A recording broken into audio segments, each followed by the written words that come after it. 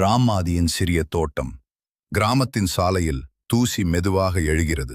ஒரு நாள் முழுவதும் வேலை செய்துவிட்டு அமைதியாக வீட்டிற்கு திரும்புகிறார் ரம்மதி. அவருடைய வீட்டின் முன் ஒரு சிறிய தோட்டம் இருக்கிறது.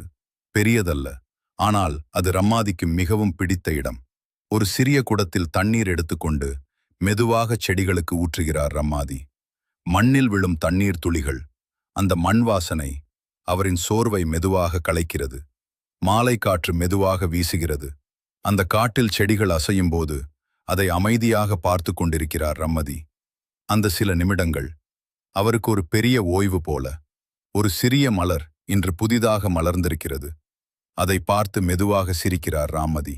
சில நேரங்களில் சின்ன விஷயங்கள்தான் மனதில் பெரிய மகிழ்ச்சியை தரும்.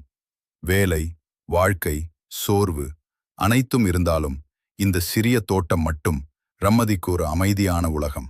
இந்த கதை உங்களுக்கு பிடித்திருந்தால் சப்ஸ்கிரைப் பண்ணுங்கள், ஷேர் பண்ணுங்கள்.